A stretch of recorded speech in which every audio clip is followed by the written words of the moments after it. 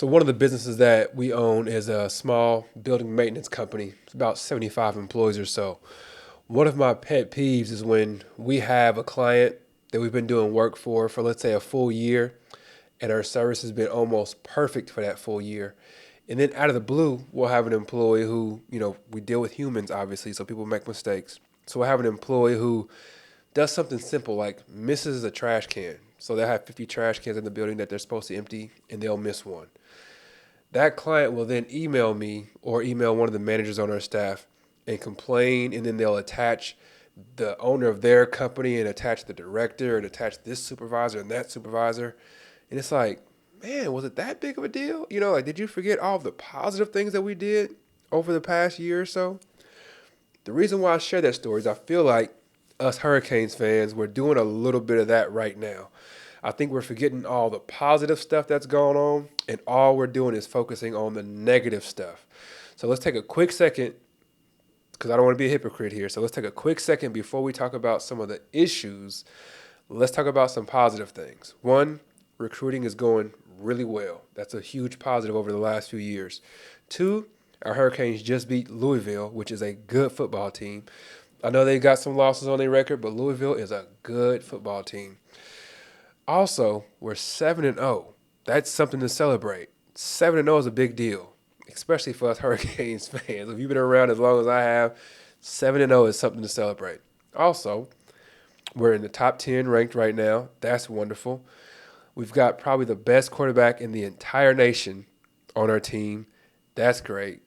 Our receiving core is ridiculously good. We've got one of the best Hurricanes of all time, Xavier Restrepo, on the as a wide receiver.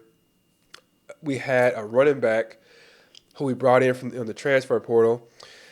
A lot of us was down on him. I was. I'll tell you, just to be honest with you, I was super down on Damian Martinez because he didn't look like the guy that I saw in highlights and just watching game film from last year. Didn't look like the same guy wearing a Hurricanes uniform.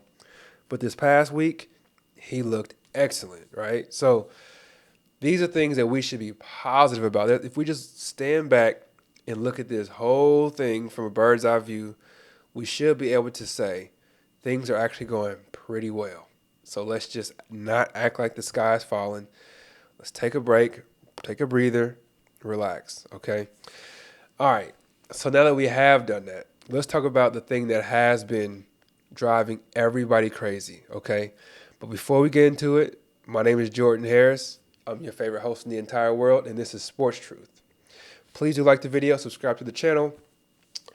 Your subscription is basically currency to pay me. That's basically how I look at it. This channel is free. It doesn't cost you anything. My job is to earn your subscription. So that's what we're doing here. That's the barter system. I entertain you. I educate every now and again, and then you return by giving a subscription. I appreciate that. Okay, so let's talk about the positives that we saw in the Louisville game, because what I really want to go over in this video is the issue that everybody's been talking about, which is our defense. And it makes sense because the defense has been really bad these last few games. Really, really bad. And it's super concerning. So we want to talk about the defense. But first I want to talk about the things that the defense did well this past game, things that they didn't do so well. And then I want to talk about what I think would be the best fix for this defense, all right, to make our team go as far as it could possibly go. So the positive things, the Miami defense did score a touchdown this past game. And some people may say, oh, whatever, man. But when you win a game by 7 points, when you win 52-45, and your defense put up that 7 points to separate you, I think you should be able to say that's a pretty big deal, right? So that was a beautiful thing. They scored a touchdown. It was wonderful. The next thing, the front four, they have been disruptive at times. Actually, most of the time, the front four has been disruptive. So that's another positive thing about this defense. The last positive thing that I would say is that we do have some serious experience. So we have Maui Noah. He's out there. He's not playing really well right now, but he is an experienced linebacker. We also got some experience in the safety position that we brought from Washington. That's also Michelle Powell. He's been playing really well. Well, not really well. He's been playing pretty well, kind of flashing on us. Every now and again, he'll do something like, what the heck were you thinking? And then he'll do 4 or 5 plays in a row that makes you go, oh, yeah, that's the guy that played in the national championship game last year. So Those are the three positive things. They scored a touchdown. Front four has been disruptive, and then we've got some experience in key areas on the field. Now let's talk about the issues. And boy, we have had some issues. Let's just be honest. So it seems like this defense that we put out there, it feels like anytime the running back, either from running the ball or catching a screen pass, or the wide receiver catching a screen pass, if they get past the first wave of defenders, the first four basically, it goes for like 15 yards. It's a crazy trend that I'm seeing. Like anytime a running back gets a handoff, if he breaks one tackle in the backfield, he's going to end up going for 15 yards. That's what it feels like. So that's one issue. Another issue is short yardage. It looks like Coach G is really thinking that he has to sell out. Like if it's a 3rd and 2 or a 2nd and 2, he's like putting 9 people in the box and rushing all of them straight ahead. And if the running back just so happens to get past that first wave, he's gone. If you remember against Louisville, I think it was a 2nd and 2, the first touchdown they got, he ended up running for a 30 or 40-yard touchdown. Why?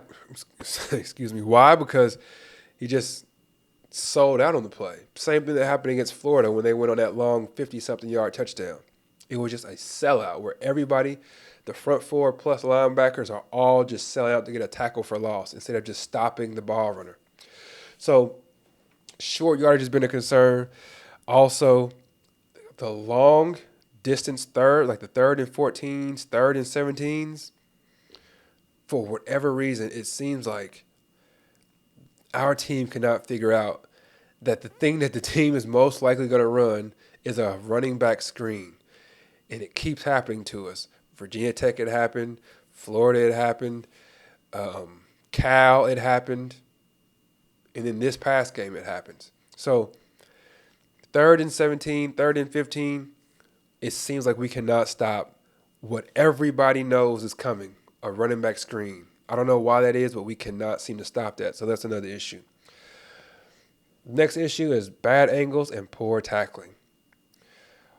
It felt this game like if we got our hands on the ball carrier, it seemed like we brought the ball carrier down more than we did against Cal. Because it felt like against Cal, they were just arm tackling everything, and people were just running right through those arm tackles. So in this game, I felt like once they got their hands on the running back or whoever had the ball, they would bring them down in a higher percentage than last game. But it felt like the angles that our players were taking are worse than before. Somehow it's getting worse and worse every game, especially Jalen Harris. God help him. But he is, I don't know what is going on with him, but he is taking these angles so bad every game, and it seems like he's getting worse and worse every time. So those are the issues. Now I want to talk about what I think is the best fix to get this stuff going in the right direction. I'll be honest up front with y'all. I don't think this is I don't think it's possible for us to go from where our defense is now, which is what I would consider like a Big 12 style defense, where it's just like Olay, like just go right on ahead and score touchdowns and let's get our offense back out there. That's what it feels like we have right now. I don't think we can go from that to like a really good SEC football, defensive football team. I don't think we can do that. What I do believe is that we can at least cause the opposing offenses to slow down, make them take up, instead of a 2 or a 3 play touchdown drive, I think we should do more of a bend but don't break style defense. And I know y'all would hate to hear this. We got to do more of a bend but don't break style defense and allow the opposing offense the opportunity to make a mistake. Right now, what I think we're doing is we're getting super cute on these defensive play calls. We're having Kiko act like he's blitzing. He's getting between the defensive tackles and he's leaning in like he's going to blitz. And then as soon as the ball snaps, he's trying to back out real quick and go to where his assignment is, but he's too late getting to it. That kind of stuff is happening way too often, and it's giving up touchdowns, giving up big plays. So what I think we need to do is we need to focus more on what like the championship Buccaneers did in the early 2000s. I think that was 2002 when the Bucs won the Super Bowl. Their offense wasn't very good, but their defense was stellar. And the thing that their defense did is there's a term in the business world, KISS, keep it simple, stupid. That's what the Bucks did. They had all of their defenders, they knew what they were supposed to do, and they knew what the other defenders were supposed to do every single play. I can't tell you how often they called cover two Buck defense, but it was like probably 80% of the time they dropped into a cover two defense almost every time. And they ran it so much and so well, they almost perfected it. You almost couldn't do anything with it. So I think we need to go more. We need to do our defense based on that far more than what we have been in the past. So the base of this is it's real simple. Our front four can be disruptive. What you need to tell them is get to the quarterback every play. Get to the quarterback. Front four, you're not going to have a whole lot of help. It's your job to get to the quarterback. Just like the Bucks would do with Warren Sapp and Simeon Rice, you're not going to have a whole lot of help. We're not going to blitz too often. You four, go get the quarterback. The other seven, their job is to base a line. So that means if you've got two receivers on that side, you need to have two corners lined up directly in front of them. If they've got three wide receivers on that side, you should have three either linebackers and corners, however you want to mix them. They need to be lined up right in front of them every play. And what the Bucks would do is, of course, they got this front four that's excellent pass rushers. And just to keep just to keep the offense off balance, because you can't be too vanilla or they'll get you figured out real quick, right? So what they would do is occasionally they would sneak in a corner on a cornerback blitz.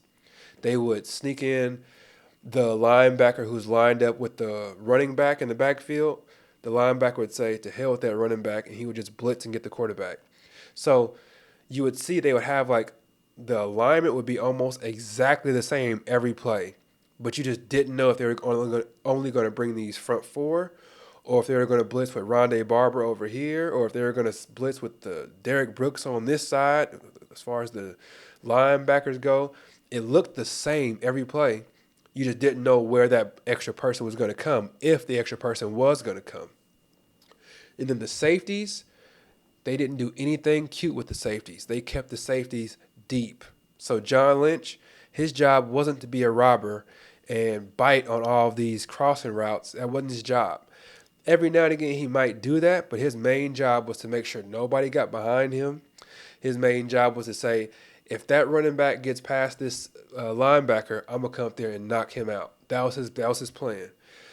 I feel like right now what we're doing is we're getting so cute and we're running defensive plays as if we've got my favorite Hurricane of all time, his helmet, autograph helmet here, Ed Reed. Feels like we're running defensive plays as if we've got Ed Reed back there, like this crazy ball hawk who's able to read what the offense is going to do every play. It's just not realistic what we got back there. Powell is a good player, sure, but Harris is struggling like crazy. And then Powell, every now and again, he'll do stuff that makes you say, what is he doing? So we've just got to get more, and I know people hate to hear it, but we've got to get more vanilla and just stop doing all this cute extra stuff because it's killing us, I believe. There were plenty of times I probably should have got some clips and whatnot, but they love to demonetize your videos if you put clips on stuff. But I wanted to show you some clips I saw multiple times in the last two games. I counted 3 different times where Kiko was showing blitz. So he was walking up to the line, acting like he was going to blitz, and then they would snap the ball, and then the running back that he was supposed to be guarding would just dart out to the left or dart out to the right. And when they snapped the ball, Kiko was so far behind this running back that they just threw it to the running back, and then he ran and scored a touchdown. And my thought was, if Kiko is not doing this show blitz nonsense, if he was just in his position where he's supposed to be, he'll be able to get to that running back and stop him because he wouldn't be standing in between the two defensive tackles. Literally, he's got a tackle on this side and a tackle on this side. When the ball snaps, he has to step back and then run as fast as he can to the right to try to catch up to this running back who's already out there and scored a touchdown. So that's what I really think we need to do is just base a line, no more selling out. If it's 3rd and 2, We need to rely on our front four and the linebackers who's lined up with the running back or a linebacker who's lined up with the tight end. They're going to have to get off this block and get a tackle in the backfield or get a tackle before they get the first down. But this 3rd and 2 and put 9 players in the box, it doesn't work. It's killing us because what's happening is they'll run the ball off tackle to the left. The 6 players that's on the left or on the right side, they're not getting through, and it's a touchdown for 60 yards because we've got 9 players in the box. Once he gets past the first wave, he's gone. We've seen that too many times this year. Third and 17 against Cal in the 3rd quarter. Kiko Malinoa is lined up in between the tackles, acting like he's going to blitz. They snap the ball. He's late getting out to the running back, and the running back runs. He catches the screen pass and runs for 50-plus yards. I think it was the 3rd quarter. 3rd and 17. You can go look it up. So that kind of stuff, we just got to be done with it. Let's keep it simple. Let's go more of a baseline. I think it was 2002 style, Tampa Bay Buccaneers style defense. We're not having our corners be right before, how you see sometimes like when they all get lined up, the quarterback is he's getting ready to call for the ball, and then you see a corner start to creep up like he's going to blitz. He's just walking up real slow, and then he'll back up. No more of that. Like, let's just make it look as vanilla as possible. Let's give them the same show every play, and you don't know where the blitz is coming from. You don't know if the blitz is or isn't coming, but I think that's the style that we need to go with because what we're doing right now, it's not working. The last thing I think we should do, I think we need to replace Harris with Patterson immediately. Take out 7, put 20 in immediately. I was glad to see Patterson touch the field. I think he got 21 snaps this past game because, like I said, Harris was out of position. I thought he would have the worst Pro Football Focus score out of the entire, like everybody who played the game. I thought he would have the worst score, but he didn't. I thought he was going to have the worst, but he didn't. So I was wrong on that. But Harris has got to be done, at least for now. And I say bring Patterson in because when Patterson came in, he made tackles. He made a pass defense. I think that's who we need to go with going forward. So, yeah, that's my thoughts on this whole thing. Let me know what y'all's thoughts are. Do you think there is a quick fix? Do you think there is a way to get your players to start taking better angles, or is that just an innate thing that they should understand? I don't know if that's something that you can really coach up. I feel like they have to actually do that themselves. Sometimes you put your players in the perfect position and they just don't come through. So that's kind of what I'm feeling like when I watch some of this stuff. I don't know if we can really blame it on coaching. If it's a play call, like sure, blame that on them. But as far as taking these bad angles and making these horrible tackle, yeah, I don't know. But let me know what y'all think. Is there a quick fix? If so, what do you think we should do differently on defense? Please do like the video, subscribe to the channel. You could be anywhere in the world, but you're here with me, and I truly appreciate that. So take care. God bless. Peace.